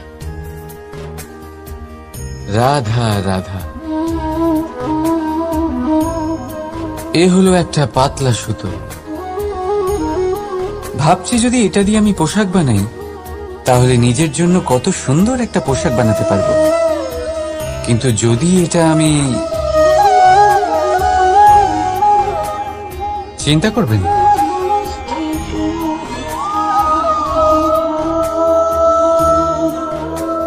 দেখুন এই সুতো জোড়া লেগে গেল। শুধু পার্থক্য হচ্ছে এটাই যে আগের মতো এটা আর সরল নেই, আর এটার দৈর্ঘ্য আগের থেকে কিছুটা কমে গেছে। এই সংসারে প্রেমের সাথেও ঠিক এটাই হতে পারে। প্রেমের এই সুতো যা দুই মানুষকে একসাথে বেঁধে রাখবে। অহংকার আর স্বার্থের আঘাত সে সহ্য করতে পারে না, ছিঁড়ে যায়। চেষ্টা করলে আবার এই সম্পর্ক হয়তো জোড়া লাগতে পারে, কিন্তু তা আগের মতো কখনোই থাকে না, কারণ মনে গিট পড়ে যায়। সেই জন্য প্রেমকে স্নেহের সাথে সামলে রাখুন, অহংকার আর স্বার্থের থেকে দূরে থাকুন। রাধা রাধা। আগুন কি করে? জ্বালায়, সেটা কাঠই হোক, কয়লা হোক, বস্ত্র হোক, যাই আপনি আগুনে দেবেন তা ভস্ম হয়ে যাবে। কিন্তু সোনা, যদি আপনি সোনা আগুনে ফেলেন তাহলে তা কুন্দন হয়ে নিজের অস্তিত্ব তৈরি করে। যদি আপনি লোহা গরম করেন তাহলে তা ইস্পাত হয়ে যায়। কেন কেন হয় এরকম? কারণ তাদের অন্তরের আগুন জ্বালানোর আগুনের থেকে অনেক বেশি তীব্র হয়। এই আগুন হলো পবিত্রতার, এই আগুন হলো নিশ্চয়তার। যদি আপনার লক্ষ্য স্থির থাকে, আপনার ইচ্ছে দৃঢ় হয়, তাহলে কুন্দন হয়ে বেরোবেন, ইস্পাত হয়ে বাঁচবেন, অন্তর থেকে শক্তি পাবেন, আর কেউ আপনার সাথে কোনো অনিষ্ট করতে পারবে না। রাধা রাধা। মানুষের জীবন কি? আপনি বলতে পারেন জন্ম আর মৃত্যুর মধ্যেকার সময়। আর মৃত্যু কখন হয়? যখন মানুষ শ্বাস নেওয়া বন্ধ করে দেয়, হাত পা নাড়ানো বন্ধ করে দেয়, ভাবা ছেড়ে দেয়। এমনটা নয়, মানুষের অন্তর। তার মৃত্যু তখনই হয় যখন তার অন্তরের করুণা শেষ হয়ে যায়। করুণা সেই ভাব যা মানুষকে মানুষ করে তোলে, যা এক মানুষকে আরেক মানুষের কষ্টে তার প্রয়োজনীয়তা অনুভব করে, আর সেটাই তাকে শক্তি দেয় অন্য কাউকে সহায়তা করার জন্য, তাকে পাত্র করে এই সৃষ্টির নিয়ন্তা হবার জন্য। দেখুন, এই সংসারে মৃত্যু কেবলমাত্র একবারই হয়, তাই তার আগে কেন মরব? এই করুণাকে কেন মারব? নিজের মনুষ্যত্ব বজায় রাখুন, মৃত্যুর পরেও আপনি জীবিত থাকবেন। রাধা রাধা। এটা হলো সূচ, আর এটা হলো তলোয়ার। এবারে আপনারা বলুন, আপনাদের দৃষ্টিকোণ থেকে এই দুই বস্তুর মধ্যে কোনটা বেশি শক্তিশালী আর গুরুত্বপূর্ণ হতে পারে? আপনি বলবেন তলোয়ারই সবচেয়ে শক্তিশালী বা গুরুত্বপূর্ণ। আচ্ছা, মানলাম যে তলোয়ার বেশি ভারী হয়। তলোয়ার আপনাকে যুদ্ধে বিজয়ী করে, যুদ্ধে শত্রুর বিনাশ করে, কিন্তু তলোয়ার দিয়ে আপনি কখনো আপনার বস্ত্র সেলাই করতে পারবেন না। যদি আপনার পায়ে কাঁটা ফুটে যায়, তা আপনি তলোয়ার দিয়ে বের করতে পারবেন না। আপনাকে সূচের ব্যবহার করতেই হবে। এবারে বলুন, তলোয়ার পেয়ে যাওয়ার পরে এইভাবে সূচকে হারিয়ে ফেলা কি ঠিক হবে?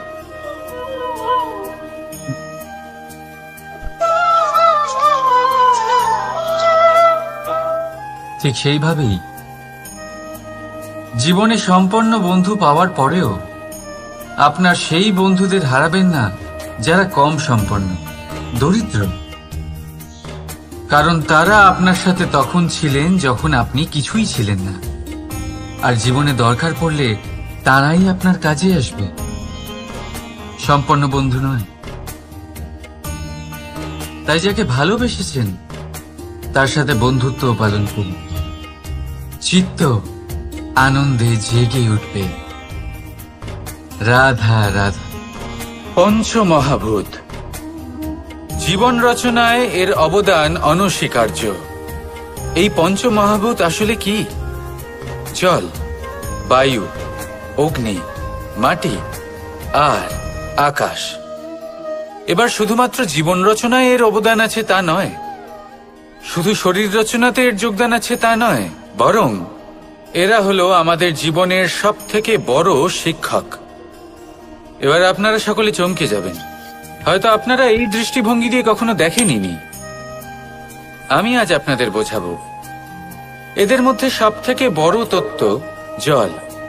এ আমাদের কি শেখাচ্ছে? এই জল, এর নামই হলো জল, কিন্তু এ কখনোই আমাদের জ্বালায় না, আমাদের জ্বলনের কারণ হয় না। তাহলে কি করে? আমাদের তৃষ্ণা মেটায়, আমাদের শীতলতা প্রদান করে, জীবন দান করে। এর দ্বারা আমরা কি শিক্ষা লাভ করি? যে আপনার উৎপত্তি যেখান থেকেই হোক না কেন, আপনি যেখানেই জন্মগ্রহণ করুন না কেন, আপনার কর্ম সর্বদা শ্রেষ্ঠ হওয়া উচিত। আপনি জলকে যে কোনো পাত্রে রাখুন না কেন, সে সেই অনুসারেই নিজের আকার ধারণ করে নেয়। এর দ্বারা আমরা কি শিক্ষা পাই? এই শিক্ষাই পাই যে যে কোনো পরিস্থিতিতেই নিজেদের মানিয়ে নিতে হবে, নিজেকে সেরকম করে নিতে হবে। যে দেশেই থাকি না কেন, যে স্থানেই থাকি না কেন, যে পরিস্থিতিতেই থাকি না কেন, যে ব্যক্তির সাথেই থাকি না কেন, আমাদের সুখময় হয়ে জীবন অতিবাহিত করা উচিত। দেখুন, আমাদের কত বড় একটা শিক্ষা দিল এই জল, যা আমরা কোনোদিন দেখতেই পাইনি। নিজেকে জলের মতোই করে তুলুন। সুখের ধারায় স্বাচ্ছন্দ্যে প্রবাহমান হতে থাকবেন আপনি। নিজের আকারকে ভেঙে ফেলুন, নিজের সীমা লঙ্ঘন করুন। আপনি অবশ্যই একদিন মহানুভবতা অনুভব করবেন। তাহলে আসুন আর আমার সাথে ভালোবেসে বলুন, রাধা রাধা। জীবনের পঞ্চমহাভূতের দ্বিতীয় তত্ত্ব হল মাটি, ভূমি, ধরা, যে ধারণ করে, যা আমাদের সকলকে ধারণ করে, ভালো হোক বা মন্দ, নিজের কর্তব্য পালন করে। আর এটাই শিক্ষা আমাদের জন্য। আমাদেরকেও আমাদের সকল কর্তব্য পালন করতে হবে, তা সে আমাদের নিজেদের প্রতি হোক, আমাদের পরিবারের প্রতি হোক, সমাজের প্রতি হোক বা ঈশ্বরের প্রতি। এই শিক্ষা আমাদের মাটি দিয়ে থাকে। এ আমাদের পদতলে পিষ্ট হয়েও তার বদলে আমাদের বনস্পতি প্রদান করে। অগ্রসর হতে পদক্ষেপ নেওয়ার সময় আমরা পা দিয়েই ধরিত্রীকে পিছনে ঠেলি, কিন্তু এই মাটি আমাদের ঘৃণা করে না। সে আমাদের পরবর্তী পদক্ষেপের জন্য অপেক্ষা করে আর স্বাগত জানায়। আর হয়তো সেই জন্যই এই ধরাকে আমরা ধরিত্রী মাতা বলে থাকি। আর তাই এই পদবী, এই সম্মান, এই ভালোবাসা এর আকার বা এর ভারের জন্য একে প্রদান করা হয় না, প্রদান করা হয় এর স্বভাবের কারণে। আপনিও যদি ধরিত্রীর মতো হতে পারেন, যদি আপনিও নিজের সকল কর্তব্য পালন করেন, বিশ্বাসের সাথে তা স্বীকার করে নিতে পারেন, যদি অন্য কারোর সাফল্যেও আপনি প্রসন্ন হতে শিখতে পারেন, যদি আপনি একটু কষ্ট সহ্য করে অন্য কাউকে প্রসন্নতা প্রদান বা অন্য কাউকে সেবা করতে পারেন, তাহলে আপনিও মাটির মতোই মহান হয়ে উঠতে পারবেন। তাহলে আসুন আর আমার সাথে ভালোবেসে বলুন, রাধা রাধা। জীবনের পঞ্চমহাভূতের মধ্যে একটা তত্ত্ব হলো বায়ু। বায়ু যাকে কিনা দেখা যায় না, বরং তাকে কিন্তু আমরা অনুভব করতে পারি। আর একে সব থেকে বেশি অনুভব করতে পারি তখন যখন বায়ু কম থাকে। বায়ু যদি লুপ্ত হয়ে যায়, তাহলে তখনই আমরা বুঝতে পারি যে বায়ু তো নেই, এ তো সমস্যার ব্যাপার। এবার এই বায়ু দ্বারা আমরা কি শিক্ষা পাই? এই বায়ু আমাদের এই শিক্ষা দেয় যে আমাদের কখনোই অহংকার করা উচিত নয়।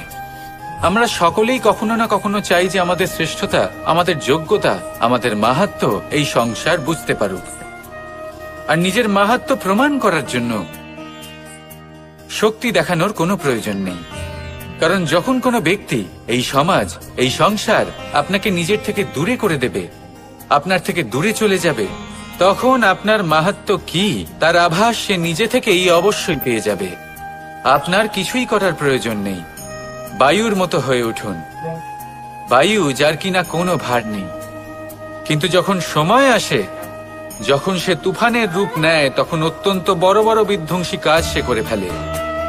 আর তখন এর শক্তির কোনো তুলনাই হয় না। বায়ু যে নিজের সঞ্চালন দ্বারা পৃথিবীকে প্রাণ দেয়, নিজের পরিবহন দ্বারা এই মেঘ সৃষ্টি করে, এই ধরিত্রীর তৃষ্ণা নিবারণ করে। বায়ুর মতো যদি আপনি হয়ে উঠতে পারেন, তাহলে হালকা হয়ে যাবেন, ওপরে উঠতে পারবেন এই সংসার, এই ভৌতিকতা, এই মোহ মায়া থেকে। আর তখন আপনি বুঝতে পারবেন যে প্রেম কাকে বলে। তখন আপনি বুঝবেন যে দান করাই হলো জীবন। তাহলে আসুন আর আমার সাথে ভালোবেসে বলুন, রাধা রাধা। জীবনের পঞ্চমহাভূতের মধ্যে একটা তত্ত্ব হলো আকাশ। আকাশ যা কিনা নিরাকার, যার কোনো আকার নেই। আকাশ যা হলো অনন্ত। আর আমাদের সবসময় মনে হয় যে এই আকাশ আমাদের সাথে জড়িয়ে রয়েছে। কেন? এবার এই আকাশ আমাদের জন্য কি না করে। আকাশ আমাদের ওড়বার স্বাধীনতা দেয়। আকাশ মেঘকে ধারণ করে যাতে আমাদের তৃষ্ণা মিটতে পারে। এই আকাশ সূর্য এবং চন্দ্রকে তার যথাস্থান দেয়, যাতে আমরা প্রকাশও পেতে পারি, আবার অন্ধকারও, যাতে আমাদের জীবনে সামঞ্জস্য বজায় থাকে। আকাশের থেকে অনেক কিছুই শেখার রয়েছে। যদি আমরাও আকাশের মতো হতে পারি, আমাদের আপনজনদের সেই স্বাধীনতা দিতে পারি যাতে তারা উড়তে পারেন, যাতে তারা নিজেদের স্বপ্ন পূরণ করতে পারেন, যার ফলে তারা নিজেরাই এই জীবনকে অনুভব করতে পারেন, নিজের পায়ে দাঁড়াতে পারেন, তাহলে ভাবুন আমাদের অস্তিত্ব কতটা বড় হয়ে যাবে। যদি আপনি আকাশের মতো হতে পারেন, তাহলে আপনিও আকাশের মতোই অনন্ত হয়ে উঠবেন। তাহলে আসুন আর আমার সাথে ভালোবেসে বলুন, রাধা রাধা। জীবনের পঞ্চমহাতত্ত্বের মধ্যে পঞ্চম তত্ত্ব অগ্নি। অগ্নি যা জ্বালাতে সাহায্য করে, কিন্তু তা উত্তাপও প্রদান করে। নিশ্চিত রূপে অগ্নি আমাদের জ্বালিয়ে দিতে পারে, কিন্তু আপনি কি কখনো এটা ভেবে দেখেছেন যে আগুন, তাকে নিজেকে কতটা জ্বলতে হয়, তাকে নিজেকে কতটা তাপ সহ্য করতে হয়। ও নিজে জ্বলে আমাদের উত্তাপ প্রদান করার জন্য, ও নিজে জ্বলে আমাদের ঊর্জা দেবার জন্য, আমাদের আলো দেবার জন্য, অন্ধকারে পথ দেখানোর জন্য, শত্রুর সাথে মোকাবিলা করার জন্য আমাদের সাহায্য করে, নিজে জ্বলে। যখন আমরা কোনো দেবতার জন্য যজ্ঞ করি, তখন দেবতার ভোজন গ্রহণ করার নিমিত্ত হয় এই অগ্নি। কত কিছু ওকে সহ্য করতে হয় আমাদের এত কিছু দেবার জন্য। আপনিও আগুনের মতো হয়ে উঠুন, নিজে কষ্ট সহ্য করুন অন্যকে সাহায্য করার জন্য, তাদের জীবন উদ্ধার করার জন্য, নিজের প্রিয়জনের জন্য, নিজের পরিবারের জন্য, নিজের মাতা পিতার জন্য, এই সমাজের জন্য। নিজে কষ্ট সহ্য করুন, প্রকাশের কেন্দ্রবিন্দু হয়ে উঠুন, আর সকলকে পথ প্রদর্শন করুন, সবাইকে পথ দেখান। যেদিন আপনি আগুনের মতো হয়ে উঠবেন, সেই দিন ঠিক যেমন অগ্নিকে পুজো করা হয়, আপনিও সেইভাবে পূজনীয় হয়ে উঠবেন। যেমন সকল শুভকর্মে, সকল যজ্ঞে, সকল পুজোতে অগ্নিকে স্মরণ করা হয়, সেইভাবেই সকল শুভকর্মে আপনাকেও স্মরণ করা হবে। আর যেদিন আপনি এরকম হয়ে উঠবেন, সেই দিন জীবনের বাস্তব মর্ম কি আপনি তা বুঝতে পারবেন। তাহলে আসুন আর আমার সাথে ভালোবেসে বলুন, রাধা রাধা। পঞ্চমহাতত্ত্ব, পঞ্চমহাভূত, এদের বিষয়ে আমি আপনাদের সবকিছুই বলে দিয়েছি। কেন? এরা আমাদের জীবনের সব থেকে বড় শিক্ষক। আর এদের থেকে আমরা কি শিক্ষা পাই? নিশ্চিত রূপে এই পঞ্চমহাতত্ত্ব আমাদের দেহের নির্মাণ করে, কিন্তু একটা ষষ্ঠ মহাতত্ত্ব রয়েছে, এমন এক তত্ত্ব যার না কোনো ভার আছে, না কোনো পরিমাণ আছে, কিন্তু তা হলো অত্যন্ত গুরুত্বপূর্ণ, ভাবনা। কেউ একে আত্মা বলে, কেউ একে বিবেক বলে, কেউ একে প্রাণ বলে, আর কেউ বলে চেতনা। এবার এই চেতনা যখন পঞ্চমহাতত্ত্বের সাথে জুড়ে যায়, এক হয়ে যায়, তখন মানুষের জীবনের নির্মাণ হয়। এবার আপনার দেহের নির্মাণ জন্ম থেকেই পঞ্চমহাতত্ত্ব করে দেয়, কিন্তু এই ভাবনা, এই চেতনা, একে আপনি নিজেই এগিয়ে নিয়ে যেতে পারেন।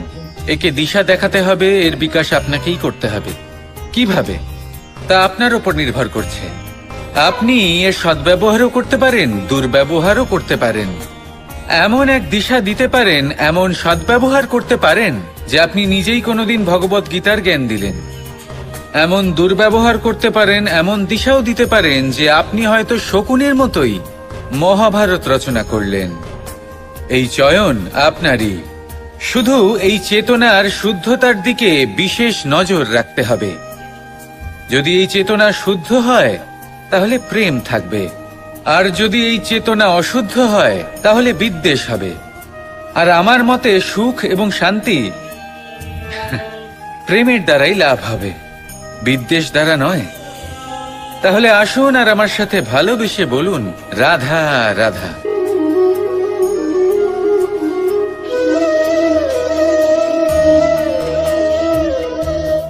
নারী জন্মসূত্রে কারোর কন্যা, ধর্মসূত্রে কারোর পত্নী, আর কর্মসূত্রে কারোর মা। আমাদের মনে এই ছবি আঁকা রয়েছে একজন নারীকে নিয়ে, তাই না? একটা অতুলনীয় ভূমিকা রয়েছে নারীদের আমাদের জীবনে, আর নারী ছাড়া আমরা কিছুই নই। কিন্তু অধিকার, সেখানে আমরা একটা ভুল করে বসি। যখন নারী একজন কন্যা থাকে, যখন সে জন্ম নেয়, তখন তার ওপর অধিকার থাকে তার পিতার। আর তারপর যখন বিয়ে হয়ে যায়, তখন তার অস্তিত্বের ওপর অধিকার থাকে তার স্বামীর। আর যখন তিনি মা হন, তখন নিজেই তিনি জীবনের সমস্ত অধিকার দিয়ে দেন তার সন্তানকে।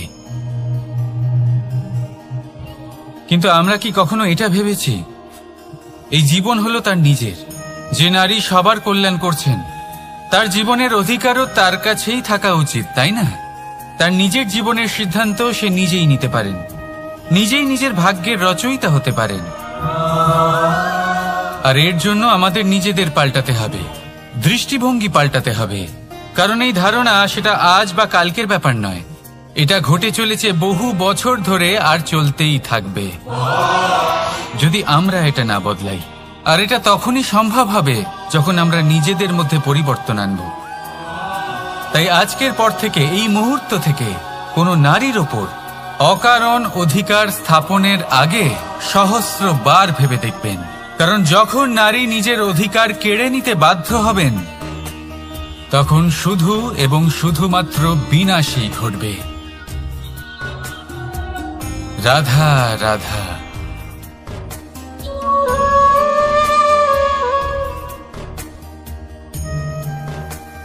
নারী, পুরুষরা যাকে নাম দিয়েছেন ত্রিয়া, কেন দিয়েছেন, কে দিয়েছেন, কেউ তা জানে না। কথায় আছে, পুরুষরা ভাবেন যে ত্রিয়া, ভাবেন একরকম, বলেন অন্য কিছু, আর করেন অন্য কিছুই। কিন্তু সত্যিটা কি এটাই? আসল সত্যি হলো এটাই যে ত্রিয়া হলো সেই চরিত্রহীন পুরুষ, আর কেউ নয়। সেই পুরুষ যারা নারীকে বলেন যে আপনি হলেন মা, আপনি হলেন দেবী, আপনি হলেন বোন। আর ভাবেন কি? ভাবেন যে এই নারী হলো আমাদের পায়ের ধুলো আর কিচ্ছু নয়। আর কি করেন? ওনাদের মাথায় ওনাদের খোপায় মালা পরিয়ে দিয়ে ভাবেন যে ওনারা হলেন তাদের পায়ের ধুলোর সমান। একজন নারীর সম্মান ভঙ্গ করেন, তাদের দাসী মনে করেন। ভুলবেন না, যত্র নারী আস্ত পূজ্যন্তে রমন্তে তত্র দেবতা। অর্থাৎ যেখানে নারীকে পুজো করা হয় সেখানে ঈশ্বর বাস করেন, আর যেখানে নারীকে অপমান করা হয় সেখানে ঈশ্বর এবং ভাগ্য এই দুই রুষ্ট হয়। মনে রাখবেন, যদি নারী কল্যাণকারী হতে পারেন তাহলে নারী মহাচণ্ডী রূপও ধারণ করতে পারেন। যদি একজন নারী মাতা হয়ে জন্মদান করতে পারেন তাহলে নারী মৃত্যু হয়ে বিনাশও করতে পারেন। যেখানে নারী অপমানিত হবেন সেখানে মহান ভারতও মহাভারতের পথে অগ্রসর হতে পারে। তাই মনে রাখবেন, নারীর অপমান যেন কখনোই না ঘটে। আর যদি কোথাও নারীর অপমান হয় তার অর্থ হলো আপনার বিনাশ আপনার দিকেই আসছে, আর এটা হলো তার প্রথম পদক্ষেপের প্রথম পদধ্বনি। রাধা রাধা। যদি সন্তান কোনো দুষ্কর্ম করে তাহলে সেই অপরাধ শুধু কি সেই সন্তানের? না, যদি সন্তান দুষ্কর্ম করে তাহলে অপরাধী তার মাতা পিতাও, যারা পুত্রমোহর কারণে সেই অনুচিত কাজে তাকে বাধা দেননি। অপরাধী হলেন তার পিতামহ, যিনি নিজের কর্তব্যবোধের কারণে নিজের পরিবারের যত্ন নেননি, যিনি সন্তানকে কখনো শাস্তি দেননি। অপরাধী হলেন তার সেই গুরুও, যিনি নিজের শিষ্যের সেই দুষ্কর্ম দেখেও তাকে প্রতিহত করতে পারেননি। একজন হবু রাজার কর্তব্য হলো নিজের প্রজার কাছে সে যেন এক উদাহরণ প্রস্তুত করতে পারে, কিন্তু যদি এত অনুচিত উদাহরণ প্রস্তুত হয়ে থাকে তাহলে মা বাবার, বাড়ির বয়োজ্যেষ্ঠদের কর্তব্য হলো ওনারা যেন সেটা সেখানেই থামান, হয় ভালোবেসে নয়তো শাস্তি দিয়ে। যদি না থামানো হয় তাহলে মহাভারত অবশ্যম্ভাবী। অনেক ব্যক্তির মনে একটা প্রশ্ন জাগে আমাকে আর রাধাকে নিয়ে। বলেন যে না আমি আর রাধা একসাথে থাকি, না আমাদের বিয়ে হয়েছে, আমি এখানে দ্বারকাতে ও